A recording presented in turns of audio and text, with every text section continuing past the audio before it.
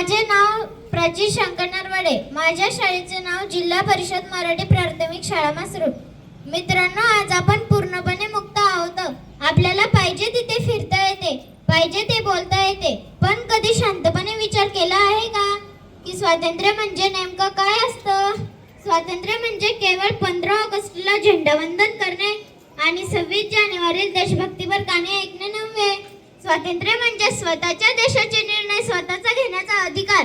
स्वातंत्र्य म्हणजे गुलामगिरीच्या त्या लोखंडी बेड्या तोडणे, ज्या बेड्यांनी आपल्या बुद्धीला, आपल्या संस्कृतीला आणि आपल्या अस्मितेला 150 वर्षे जकडून ठेवले होते. विचार करा त्या काळाचा, जेव्हा आपल्याच देशात, आपल्याच मातीत आपल्या पूर्वजांना पात्रदाने घालून चालण्याची परवानगी नव्हती.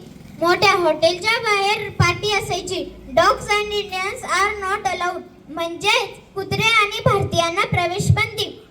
त्या अपमानाच्या जळजळीत अंधारातून बाहेर पडून काटकरण्याने जगण्याचा हक्क मिळवणे म्हणजेच खऱ्या अर्थाने स्वातंत्र्य होय.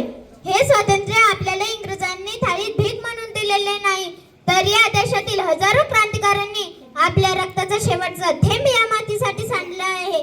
आज आपण उशिरापर्यंत मोबाईलवर रील्स पाहतो आणि म्हणतो हे माझे स्वातंत्र्य आहे, पण मित्रांनो, तो स्वैराचार आहे, स्वातंत्र्य नव्हे.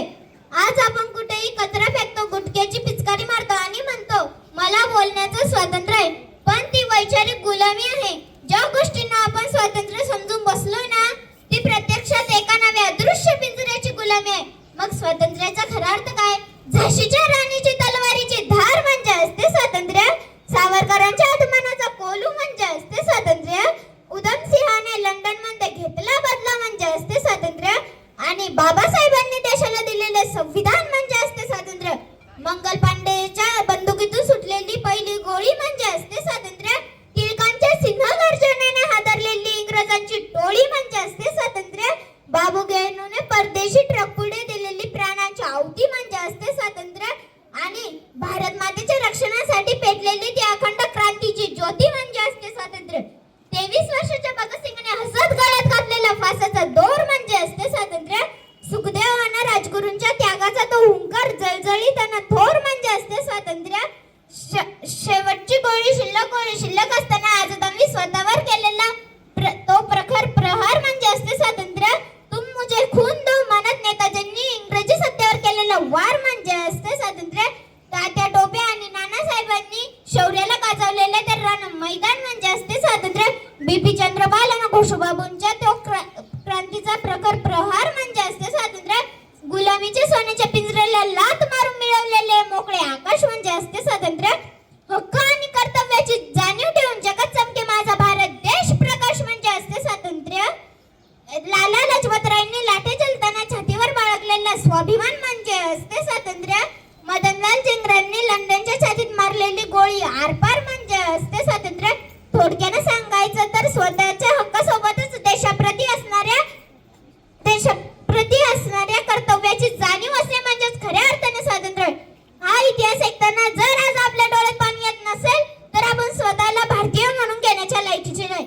अनेक आले अनेक गेले, आज कधी कित्येक संपले. अनेक आले अनेक गेले, आज कधी कित्येक संपले.